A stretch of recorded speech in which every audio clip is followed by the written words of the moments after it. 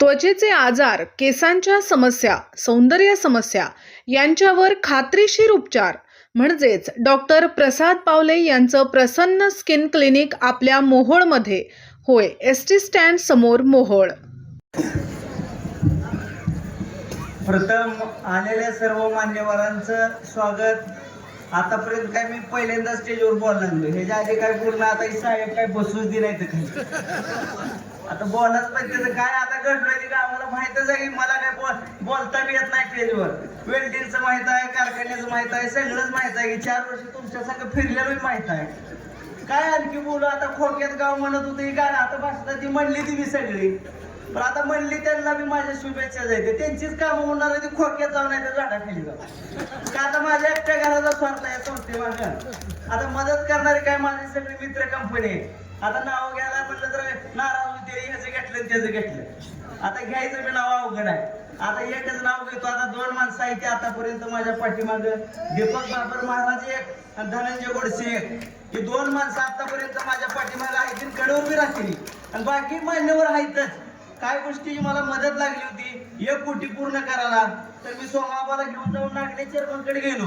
माझ्या नावावर उतारा सुद्धा नाही, दुसऱ्याच्या उतार्यावर त्यांनी 10 लाख रुपये मला दिले. तेव्हा 1 कोट माझा आकडा जोडलाय. त्यांनी देणाऱ्या माणसाला मी विचारलं होतं. आता माणूस पैसे तर नेणारा दुसराच आहे, कागद तर तिसऱ्याची जायची नाही भरल्यावर याला जबाबदार कोण. ती माणूस म्हणला त्या माझी बघतो. चेअरमनने मी धाडस केलं, आबानं सांगितलं त्या म्हटल्यावर आता त्यांनी बी काही तर सर्वे केला असेल, आम्ही करतोय म्हणलं त्यांनी बी केला सर्वे.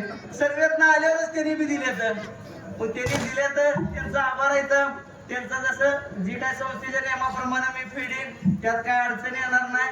सर्व मान्यवर वेळ काढून संध्याकाळची वेळ असून महिला वर्ग आलेला आहे, त्यांचं बी आभारी आहे मी. यापुढे एक माझा निर्णय आहे, मी आता दवाखान्याच्या बाबतीत जी निर्णय घेणार आहे. कोरोनात आपण 1 महिन्याचं व्याज माफ केलं तर सगळ्या कस्टमरला 250 लोकांना.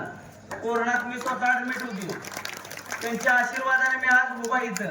त्यासाठी मी 1 महिना कोणाला हप्ता मागितलाय, त्यांना व्याज माफ केलेला आहे. आणि आताचा जी निर्णय मी घेतलेला आहे, येणाऱ्या काळात जी ऍक्सिडेंट केस असेल, ह्याची दवाखान्याची केस असेल महिलांची, त्याला 2% व्याज माफ आहे. वार्षिक माझं 16%, तिथं 14% असेल. आणि मुलीच्या लग्नाला सगळ्या सरकारने मी मुलीला आणि बायकाला स्कीम दिली आहे. गड्याला काय नाहीच. गड्याला मी जाहीर केली आता 1% माफ. आता पण मागच्या देणारा नाही, इथनं पुढे वाटणारा नाही. नाहीतर मागचं मला कट करून द्याचाल, इथनं पुढे मी म्हणले.